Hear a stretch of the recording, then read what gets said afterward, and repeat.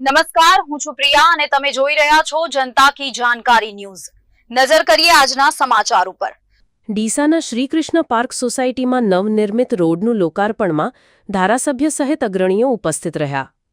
ડીસા નગરપાલિકા દ્વારા શહેરભરમાં અનેકવિધ વિકાસ કાર્યો હાથ ધરવામાં આવી રહ્યા છે, જેના ભાગરૂપે વોર્ડ નંબર 10માં આવેલી શ્રીકૃષ્ણ પાર્ક સોસાયટીમાં તાજેતરમાં નવો રોડ બનાવવામાં આવ્યો છે। આ નવનિર્મિત રોડ બદલ સોસાયટીના રહીશો દ્વારા નગરપાલિકા અને સ્થાનિક નેતાઓનો આભાર વ્યક્ત કરવા માટે એક સન્માન કાર્યક્રમનું આયોજન કરવામાં આવ્યું હતું।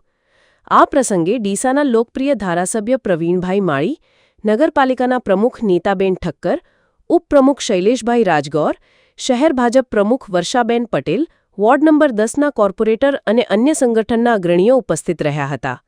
આ કાર્યક્રમમાં શ્રીકૃષ્ણ પાર્ક સોસાયટી તેમજ આજુબાજુની સોસાયટીઓના મોટી સંખ્યામાં રહીશો હાજર રહીને નગરપાલિકાના આ વિકાસ કાર્યને બિરદાવ્યા હતો।